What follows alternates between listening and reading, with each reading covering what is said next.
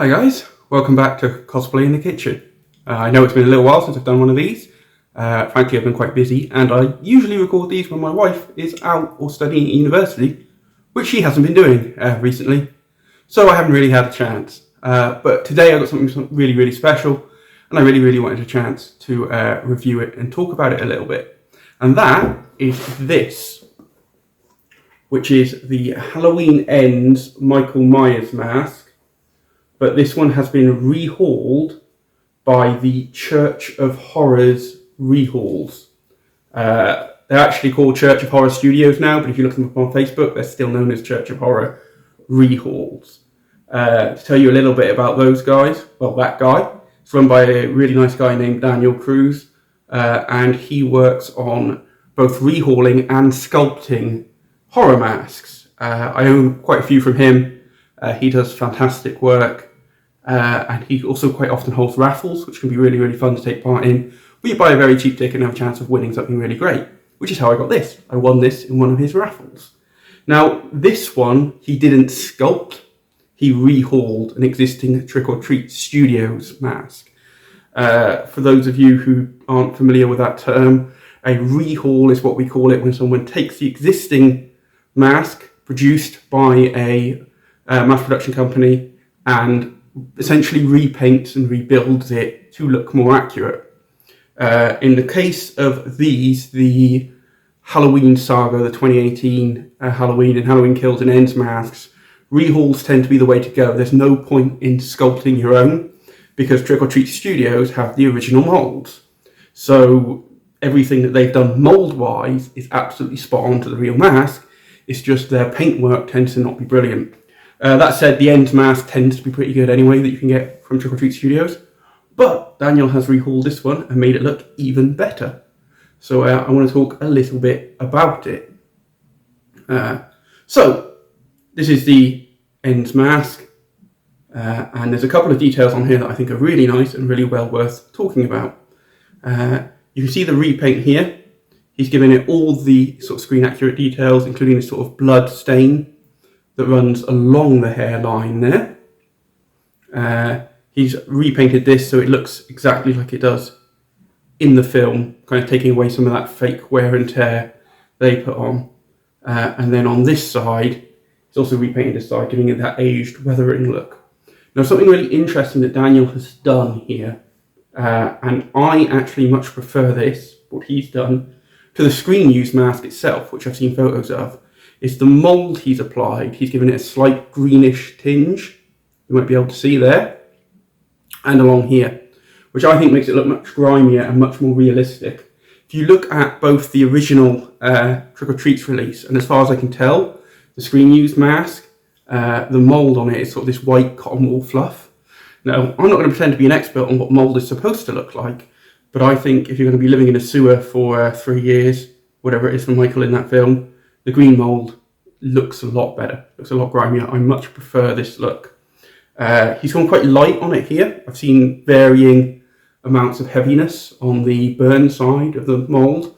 I prefer this lighter look. I think it's much closer to the end sequence of the film, where most of the mould has mostly faded away when Corey Cunningham wears it, and then when Michael takes it back for the final showdown. A little hair on it there, look. Which I think looks a lot better. However, I'm not going to profess to be an expert on Ends. I've only seen it once in cinema. It's not out over here yet for digital purchase. So I've only seen it that once. I didn't love it, if anyone's interested, but I didn't hate it as much as some people did. And I do think the Ends mask is a thing of beauty. And this is skyrocketed to probably favourite mask that I own. One thing really nice that Daniel has done here is he has rehaired it.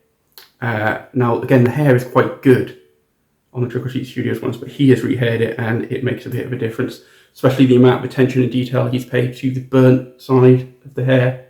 It just looks fantastic and so spot on. It's got that sort of wet, grimy look, which is absolutely brilliant. I'll put in some close-up shots of some of the details. For example, the ear. I think the right hand ear is beautiful with sort of the textured mould. I'm not sure if that's from the sculpt or from Daniel's work, but either way, it's really nice. There's also a bit of mould located around the cut in the cheek, which looks very nice and makes it look very realistic. and excellent work on little patches.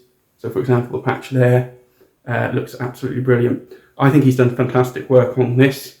One other thing that I'd really like to say about this mask relates to the sculpt, which is while the Trick or Treat Studio sculpts have, like I said, been screen accurate, a lot of people, including myself, have had issues with the previous two, the Halloween 2018 and Halloween Kills one, because they've been very small. Because James Hugh Courtney, who plays Michael Myers in this film, has quite a small head. The mould is based on those. This one, they've based on the mould that they used for the actor who plays Corey, whose name I've temporarily forgotten, I'm afraid. And he has a much bigger head, which means this sculpt is much bigger. So it's still a sculpt directly from the film, but it is the sculpt used for Corey. And if I put it on,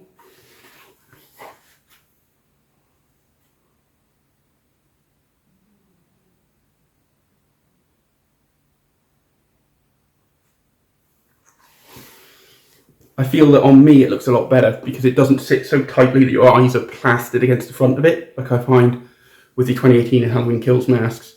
So yes, I think the sculpt is also much better for people with bigger heads. But it's really, really great work. Look up, if you haven't, Church of Horror Rehauls on Facebook. Get in touch. He is very, very reasonable for his prices, even if you buy outright.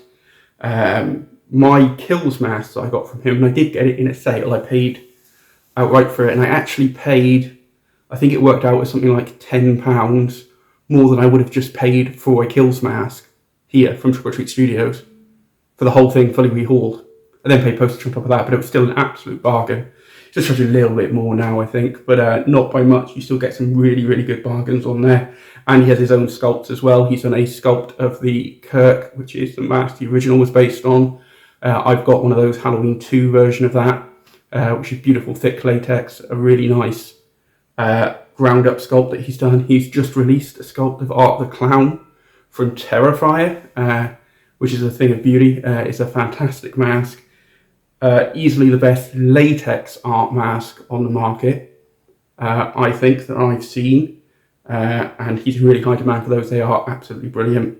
He's got some great scary clown masks. He does Jason Hawks, and they look fantastic as well. I've got a couple of them as well. But out of all the masks I've got, this is the masterpiece, I think.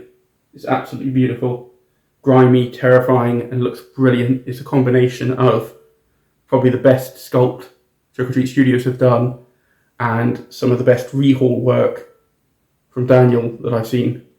So it's absolutely fantastic. If you're interested in horror masks, if you want rehauls, please check him out. It is worth noting that he is in America, so if you're British like me, I think I am his only British customer at the moment. You can find that it gets a little bit costly to import them. He's very reasonable in finding the cheapest that you can, but obviously you're still paying more for postage from America than you would from a British artist, but I think it's worth it. And at the moment, you could be waiting a while. So he sent me out this one just before Halloween, and it arrived today, which, if you're watching this in retrospect, is the 22nd of December. Not his fault at all. That is the British Royal Mail on strike all over the country, has been causing massive mail delays. But just be aware of that. I wouldn't order at present for a deadline. So if you've got a con coming up and it's soon, you might unfortunately find you have to wait, which is a shame. But that's the mail for you. Anyway, absolutely fantastic mask. I love it. I can't wait to turn it into a full cosplay. I've done some tests. Unfortunately, at the moment, I've only got my Kills coveralls. So I haven't got an end set of coveralls, although I have got a set that are quite close to what Corey wears. I'm not a big fan of that character, but it's an easy way to cosplay it. And it also means you don't have to do the missing fingers and the messed up eye, which is helpful. Anyway, so that's that one. If you're interested in horror mask, please check out Church of Horror Rehauls. I will put a link in the YouTube down below. And take care, and I will see you guys later.